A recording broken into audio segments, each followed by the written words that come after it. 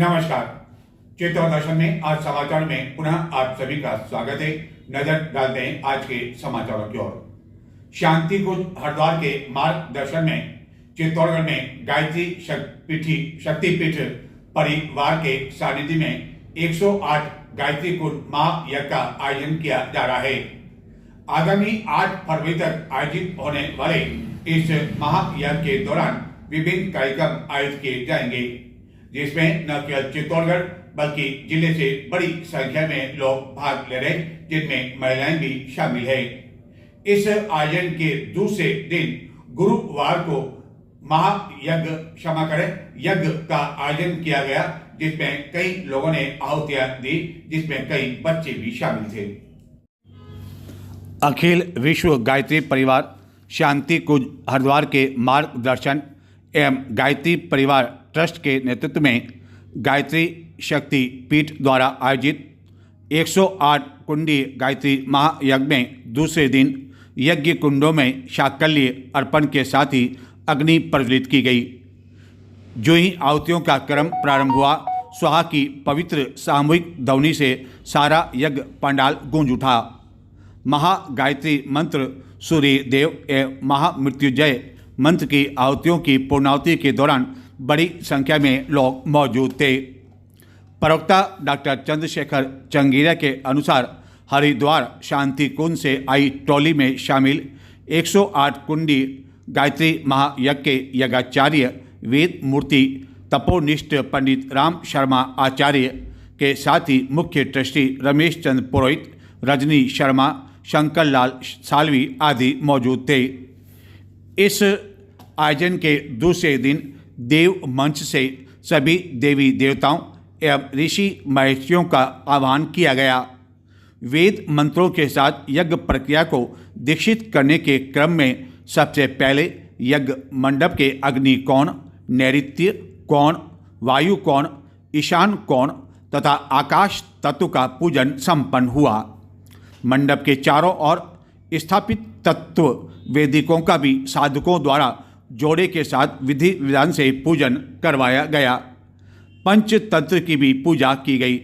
सप्तऋषियों में महर्षि गौतम, महर्षि भारद्वाज, महर्षि विश्वामित्र, महर्षि कश्यप, महर्षि अगस्त्य, महर्षि वशिष्ठ एवं महर्षि अत्रि का आह्वान के बाद 33 कोटि देवी देवताओं का जाप करते हुए साधकों से वेद मंत्रों के साथ पूजा अर्चना करवाई गई।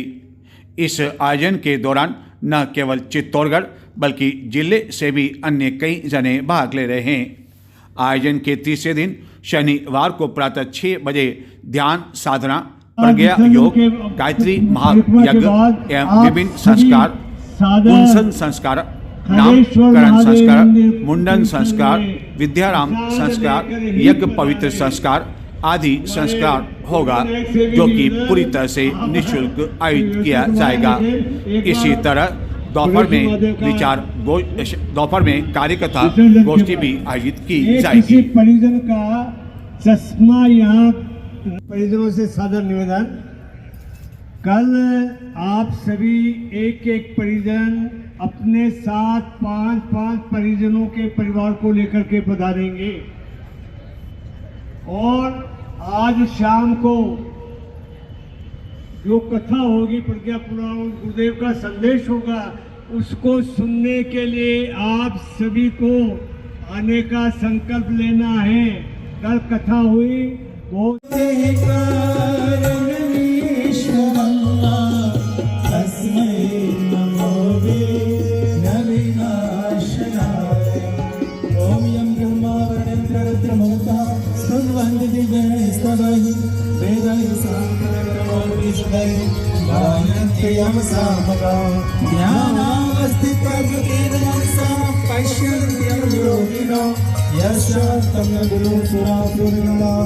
देवाय तस्मै नमः, देवाय तस्मै नमः।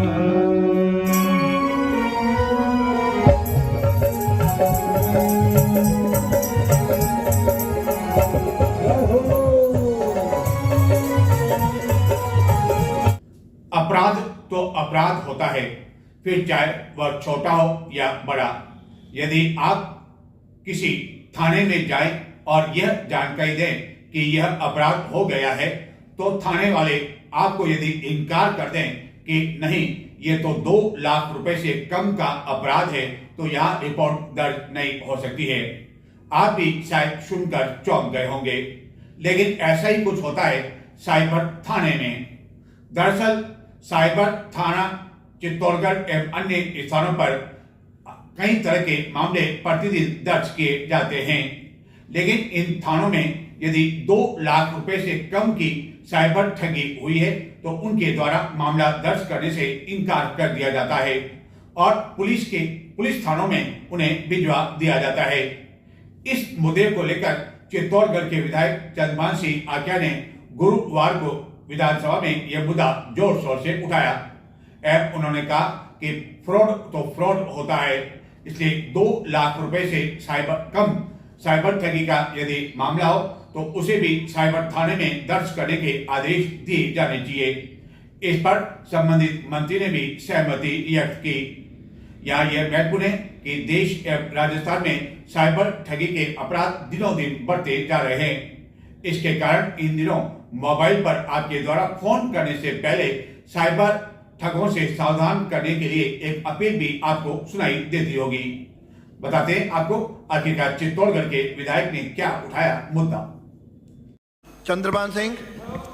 माननीय मंत्री महोदय, मैं आपसे पूछना चाहता हूं, साइबर क्राइम फ्रॉड की प्रार्थी जब चित्तौड़गढ़ के साइबर थाने में जाता है तो उसको यह बताया जाता है कि 2 लाख तक या 2 लाख से ज़्यादा का साइबर फ्रॉड आपके साथ हुआ हो तो आप एफआईआर साइबर थाने में दर्ज कराएं। 2 लाख से कम फ्रॉड की पीड़ित का जो संबंधित थाना है वहीं जाकर आप एफआईआर करवानी पड़ती है। यही सबसे बड़ा कारण है कि विगत 3 वर्षों में 36 मुकदमे ही साइबर थाने में दर्ज हुए हैं। मंत्री महोदय ये बताने का कष्ट करें कि यह भेदभाव साइबर थाने में साइबर एक्सपर्ट होते हुए भी ढंग से टेक्निकल सब चीज़ पता कर सकते हैं, पर पीड़ित संबंधित थाने में पहले से ही पुलिस अतिरिक्त भार होता है, जिम्मेदारी होती है, वह साइबर क्राइम ढूंढना उनके लिए बहुत मुश्किल होता है। इसलिए 2 लाख से ज़्यादा का वहाँ साइबर क्राइम में दर्ज नहीं करते हैं। मंत्री महोदय से मेरे विनती है कि सभी साइबर थाने में अगर 10,000 की 20,000 की भी अगर इस प्रकार की होती है तो दर्ज कराएं, संबंधित थाने की नहीं, वो साइबर थाने में करवाएं। नंबर 1 तो ये। माननीय मंत्री जी। माननीय अध्यक्ष महोदय, चित्तौड़गढ़ विधानसभा क्षेत्र के अंदर 1 जनवरी 22 से 31 दिसंबर 24 तक 36 केसेस हुए। उसके अंदर से 10 में चालान हुए, 17 एफआईआर मिली, अनट्रेस प्रॉपर्टी और या व्यक्ति नहीं मिला, 9 अंडर इन्वेस्टिगेशन हैं और यहाँ पर 2.70 करोड़ के जो केसेस थे उसमें से 1.82 करोड़ रिकवरी होगी है, जो मैं सोचता हूं कि बहुत अच्छी रिकवरी हुई है आपके अंदर। नहीं मंत्री महोदय, मैं तो एक तरह का अर्ज कर रहा हूं आपसे कि 2 लाख से कम का कोई साइबर क्राइम होता है तो साइबर थाने में एफआईआर दर्ज नहीं करते हैं। तो आप ऐसा यहाँ से एक विधिवत करवाएं मंत्री महोदय आपके अनुमति से कि अगर 10,000 की भी अगर साइबर ठग होता है तो वो एफआईआर वहीं साइबर थाने में दर्ज होगी। वो संबंधित थाने में भेजते हैं उसको दर्ज करने के लिए, पर साइबर थाने में वो उस तरह की रिपोर्ट दर्ज नहीं करते हैं। ये सबसे बड़ी वहाँ की सब मेरे हिसाब से पूरे राजस्थान में इस प्रकार की चीज़ होगी। मेरे वहाँ की मेरे बात करने पर भी इस प्रकार की दिक्कत मेरे वहाँ विधानसभा में आ रही है कि छोटे से छोटी कोई ऐसी ये होती है साइबर क्राइम तो उस प्रकार का केस संबंधित वहाँ ही साइबर खाने में दर्ज हो जाए, इस प्रकार का आप बताएं। ऐसा नहीं होना चाहिए। अमाउंट के ऊपर अभी बहुत बड़े अमाउंट के ऊपर वो नहीं दर्ज करते हैं, इसकी मैं पूरी जानकारी ले लूँगा और आपके पुलिस स्टेशन के बारे में पूरी जांच करके बता दूंगा आपको। हाँ बैठ उत्तर सुन। कि साइबर थाने के अंदर 3 लाख की लिमिट है, 2 लाख की लिमिट नहीं है। कोई भी आपका ऐसा केस है जो दर्ज नहीं हुआ उन्होंने कहा 2 लाख की लिमिट है, 3 लाख तक के वो साइबर जो थाने हैं वो अधिकृत है। नहीं मैं मंत्री महोदय अच्छा है, मेरे तो वही सरकार ने साइबर थाना भी खोला, साइबर थाना भी हो गया, सब कुछ हो गया, पर मेरी तो इतनी रिक्वेस्ट है, विनती है कि 2 लाख से कम का भी इस प्रकार का कोई साइबर क्राइम होता है तो उसको भी दर्ज कर लें। इसलिए सरकार से आप अनुमति नीचे दिलवा दें, इतना मेरी रिक्वेस्ट है, विनती है मेरी। इनका सुझाव है 3 लाख का मैंने बोला, अब इसकी जांच कर लेंगे। 3 लाख से कम के जो भी रिफ्यूज किए उस पर कड़ी कार्रवाई हम करेंगे। अगला प्रश्न है चित्तौड़गढ़ जिले के निम्बाड़ा के विधायक शेरचंद केपलानी क्या भविष्य में राजनीति छोड़कर कवि बनने की मंशा रखते हैं, क्योंकि विधानसभा में उन्होंने कांग्रेस प्रदेशाध्यक्ष गोविंद सिंह डोटासरा पर तंज कसते हुए पहले गमछे की बात कही थी, और जो कि हमने आपको चित्तौड़ दर्शन पर दिखाई थी।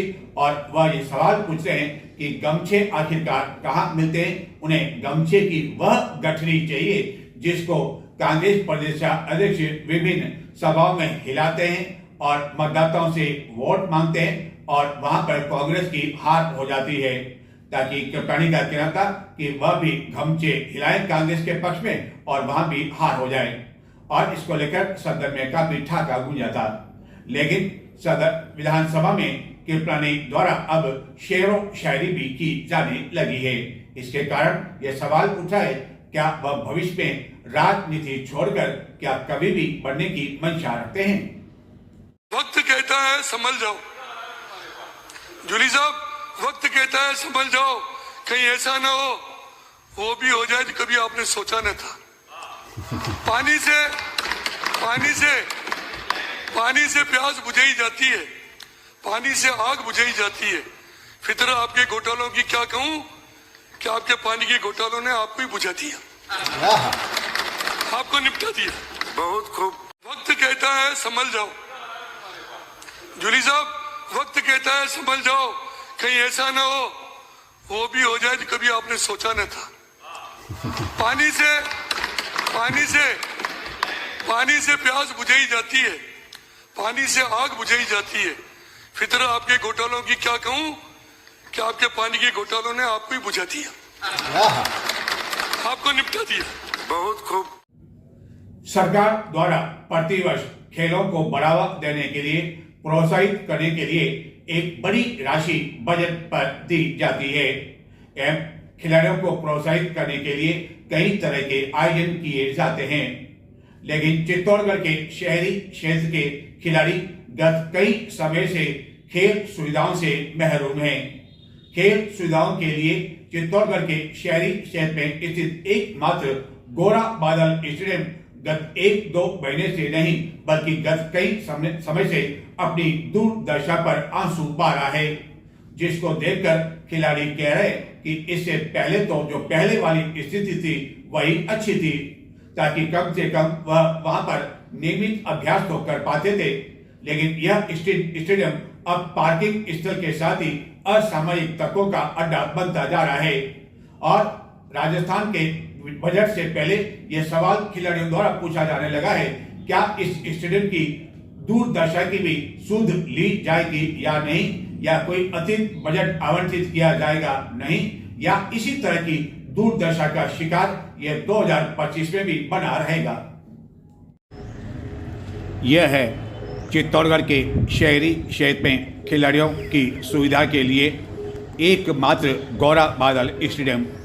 यह वही स्टेडियम है जहां की इसका विस्तार करने से पहले कई खिलाड़ी प्रतिदिन कई तरह के खेलों का न केवल अभ्यास किया करते थे बल्कि सवेरे वह यहाँ पर भ्रमण करने के लिए भी आते थे और दौड़ भी लगाया किया करते थे। यह वही स्टेडियम है जहाँ की अब तक कई कार्यक्रम आयोजित किए जा चुके हैं।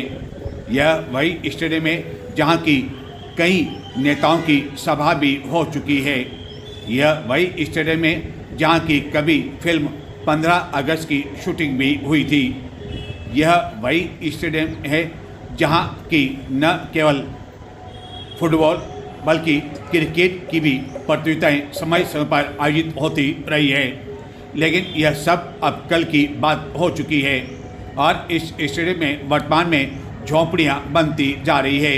लोग यहां अवैध रूप से निवास करने लगे हैं और जगह जगह कंकड़ पत्थर उबड़ खाबड़ जमीन एवं चारों ओर झाड़ियां कंटीले पेड़ के अलावा यहां अब कुछ भी देखने को नहीं मिलता है।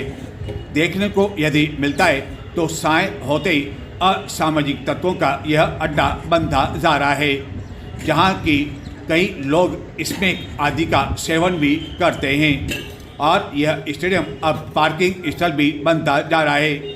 दरअसल इस गौरा बादल स्टेडियम के पीछे एवं आसपास जो दुकानें हैं उनके कई दुकानदार एवं मुख्य सब्जी मंडी के साथ ही बाजार में खरीदारी करने वाले कई लोग अपने चौपहिया वाहनों से जब पहुंचते हैं तो अपने वाहनों की पार्किंग इसी स्टेडियम में अब कर रहे हैं, क्योंकि इस स्टेडियम का उपयोग अब खेलों के लिए आज कल से नहीं बल्कि गत कई समय से नहीं हो पा रहा है।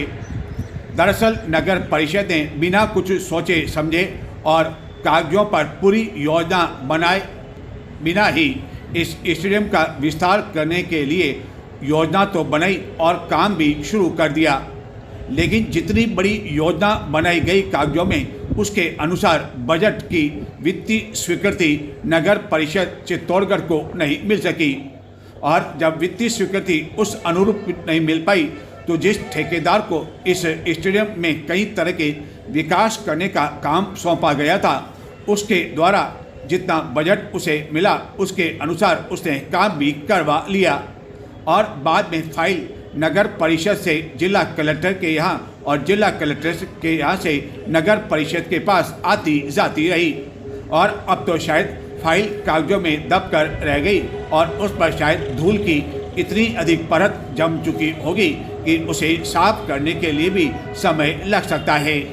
यहाँ तक कि गत वर्ष जिला कलेक्टर भी इस स्टेडियम का निरीक्षण कर चुके हैं और खिलाड़ियों ने इस स्टेडियम की दुर्दशा की और जिला कलेक्टर का ध्यान आकर्षित किया था। तब यह आश्वासन दिया गया था कि शीघ्र ही इस स्टेडियम का जो काम रुका हुआ है उसमें गति आ सकेगी, लेकिन गति तो दूर बल्कि यहाँ पर जो निर्माण सामग्री पड़ी हुई थी उसे भी असामाजिक तत्व ले जा चुके हैं और जो कुछ यहाँ कमरे आदि बनाए गए हैं उससे तो असामाजिक तत्वों के मज़े ही मज़े हो चुके हैं, जो कि दीवार की आड़ में न केवल स्मोक का नशा करते हैं बल्कि यहाँ मदिरा भी शाम के समय के बाद से लेकर रात्रि तक खूब चलता है। और जिसके नाम पर यह स्टेडियम है उस गोरा बादल का इतिहास अपने आप में यह कहने के लिए काफ़ी है कि आज भी उनके इतिहास को याद किया जाता है और जिला प्रशासन के साथ ही कम से कम सरकार को इस ओर ध्यान देना चाहिए कि जिनके नाम पर यह स्टेडियम बना हुआ है कम से कम उनके नाम पर तो किसी तरह का कोई धब्बा नहीं लगे, यानी कि गोरा बादल। जिस गोरा बादल ने वीरता के लिए न जाने क्या क्या किया, उसी गोरा बादल के नाम पर इस स्टेडियम की दुर्गति इस स्थिति में पहुंच जाएगी, इसकी कल्पना न तो शहर वासियों ने की होगी और न ही शायद खिलाड़ियों ने की होगी, क्योंकि चित्तौड़गढ़ के शहरी क्षेत्र में निवास करने वाले खिलाड़ियों के लिए अब शहरी क्षेत्र में ऐसा कोई भी स्टेडियम नहीं बचा है जहां वह प्रतिदिन अभ्यास करने के लिए पहुंच सके। हालांकि इस गोरा बादल स्टेडियम के समीप ही प्रताप वॉलीबॉल स्टेडियम है, लेकिन वहां केवल वॉलीबॉल खेलने के लिए ही खिलाड़ी आते हैं एवं अन्य खेल खेलने की वहां अनुमति नहीं दी जाती है और इनमें से कुछ खिलाड़ी ऐसे हैं जो वॉलीबॉल खेल के साथ ही इस गोरा बादल स्टेडियम में प्रतिदिन अन्य खेल का अभ्यास भी किया करते थे, लेकिन स्टेडियम की जो दुर्दशा हुई है उसके कारण अब ये खिलाड़ी केवल वॉलीबॉल का ही अभ्यास कर पा रहे हैं। अब सवाल ये उठ रहा है कि क्या 2025 में इस स्टेडियम की दुर्दशा में कोई सुधार हो पाएगा या 2025 में भी यह स्टेडियम अपनी दुर्दशा पर आंसू बहाता रहेगा। आखिरकार जनप्रतिनिधियों का ध्यान इस स्टेडियम की ओर क्यों नहीं जा रहा है? ऐसा भी नहीं है कि राजस्थान सरकार के पास खजाना खाली है और वह खेलों के लिए कुछ भी कर पाने में असमर्थ है। खेलों के लिए सरकार द्वारा एक बड़ा बजट प्रतिवर्ष पारित किया जाता है, तो फिर आखिरकार विधानसभा में इस स्टेडियम का मामला क्यों नहीं उठ रहा है और सरकार स्वयं ही इसके लिए बजट क्यों नहीं जारी कर रही है? आखिरकार जिला प्रशासन इतने समय तक इस स्टेडियम के सूद लेने के लिए कदम क्यों नहीं उठा पा रहा है? और क्या नगर परिषद इस स्टेडियम को यह सोचकर भूल गई है कि वह तो उनकी कागजों में दबा पड़ा हुआ है और उसके पास अब इतना पैसा नहीं है कि वह इसके विकास के लिए खर्च कर सके? दरअसल जिस योजना के तहत इस गौरा बादल स्टेडियम के विकास के लिए जो कदम उठाया गया वह केवल अब दिवा स्वप्न बनकर रह गया है। उम्मीद की जानी चाहिए कि अब इस स्टेडियम की दूरदर्शा की ओर ध्यान दिया जाएगा और कम से कम 2025 में यह स्टेडियम पूरी तरह से कई तरह की सुविधाओं के साथ बनकर खड़ा हो पाएगा और यह जो सीमेंट के ये पोल लगे हुए हैं इसके ऊपर छत भी बनेगी और अन्य कई योजनाएं जो कि कागजों में बनाई गई जिसकी ड्राइंग शीट आदि भी तैयार की जा चुकी है और उसी अनुरूप इसका काम प्रारंभ किया गया। तो आखिरकार वह काम इतने समय बाद भी गति क्यों नहीं पकड़ पा रहा है। इससे अधिक दुर्भाग्यपूर्ण स्थिति क्या होगी कि राजस्थान सरकार और चित्तौड़गढ़ जिले के जनप्रतिनिधि खिलाड़ियों से उम्मीद तो यह करते हैं कि वह चित्तौड़गढ़ का नाम रोशन करें, खेल के क्षेत्र में कई तरह के मेडल जीतें, लेकिन जब उन्हें सुविधा न मिल पाएगी और यह असामाजिक तत्वों का अड्डा बन जाएगा तो आखिरकार खिलाड़ी यहाँ क्या करेंगे।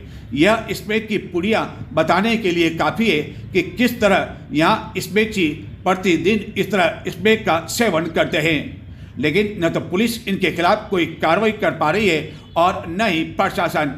इसके कारण स्मेकियों के लिए यह अड्डा बन चुका है और वह तो ये दुआ करते हैं कि यह स्टेडियम इसी तरह की स्थिति में पड़ा रहे ताकि वह यहाँ बेरोक टोक होकर शाम के समय आकर यहाँ पर स्मेक का नशा कर सकें।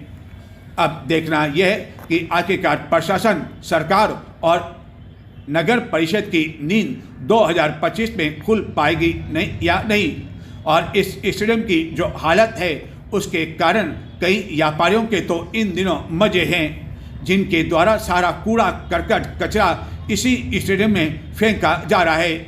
यहाँ तक कि जो अवधि पार खाद्य वस्तुएं हैं वह भी इसी स्टेडियम में फेंकी जा रही है, जहाँ प्रतिदिन कई मवेशी मंडराते रहते हैं और वह भी इसका सेवन कर रहे हैं जिससे उनकी मौत भी हो सकती है। लेकिन इसकी चिंता भला करे तो कौन करे, यानी कि खिलाड़ियों को छोड़कर हर किसी के लिए यह अड्डा बनता जा रहा है। जिला कलेक्टर ने गत वर्ष तत्कालीन नगर परिषद के आयुक्त के साथ इसका निरीक्षण किया था और उसी दौरान खिलाड़ियों ने इस स्टेडियम की दुर्दशा के बारे में जब उन्हें अवगत कराया गया था तो कई तरह के आश्वासन दिए थे। छोटे खिलाड़ी भी अपनी बात वहां कहने के लिए पहुंच गए थे, लेकिन छोटे खिलाड़ियों की बात ऐसा लगता है अब तक कागजों में दबकर रह गई है और यह जो दौरा हुआ था वह केवल दिखावा दौरा ही सिमट कर रह गया। चित्तौड़गढ़ जिले के बेगू विधानसभा क्षेत्र में जिला परिषद की एक रिक्त सीट के लिए होने वाले उपचुनाव के लिए प्रत्याशियों को चुनाव चिन्ह आवंटित कर दिया गया है, जिसके बाद इस एक सीट के लिए होने वाले उपचुनाव के लिए भाजपा एवं कांग्रेस के प्रत्याशी ही चुनाव मैदान में रह गए हैं और इनके बीच अब सीधा मुकाबला होगा। यह वार्ड सुरेश धाकड़ द्वारा विधायक बनने के कारण रिक्त हुआ है और इसी कारण यहाँ पर उपचुनाव करवाया जा रहा है। उपराष्ट्रपति आगामी आगामी रविवार को चित्तौड़गढ़ जिले के मातृकुंडिया में आ रहे हैं। वे वहां पर जाट महासभा को संबोधित करने के साथ ही एक मंदिर में आयोजित कार्यक्रम में भी भाग लेंगे। जगदीप धनखड़ इस दिन डबोक हवाई अड्डे पहुंचेंगे और वहां से वह मातृकुंडिया पहुंचेंगे। उपराष्ट्रपति के दौरे को लेकर तैयारियां प्रारंभ कर दी गई है। इसी तरह राजस्थान के मुख्यमंत्री भजन लाल के भी 10 फरवरी को मातृकुंडिया आने की संभावना है।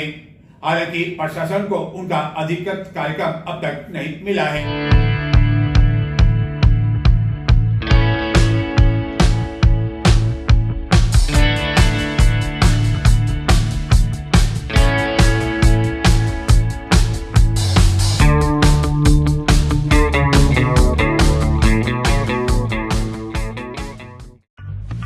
World class safety, world class water hygiene, world class rides तैयार हैं, हमें बस आपका इंतजार है।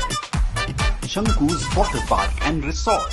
6, 5, 4, 3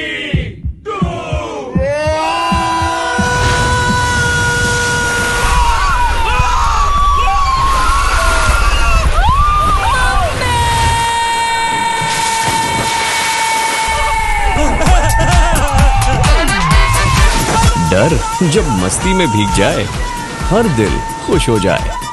शंकूज वाटर पार्क, हर दिल खुश हो जाए। अच्छी वाली लेना, बिल्कुल भी ब्लर मत करना। पकड़ो पकड़ो पकड़ो, परफेक्ट।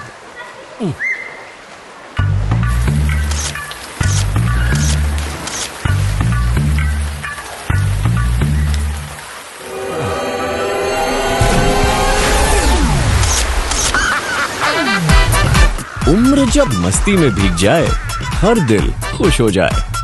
शंकूज वाटर पार्क, हर दिल खुश हो जाए। पापा, अगर मैं फर्स्ट आया तो संडे स्टडीज बंद, और अगर मैं फर्स्ट आया तो तेरी आइसक्रीम की जिद बंद, और अगर मैं फर्स्ट आई तो करेले की सब्जी चालू।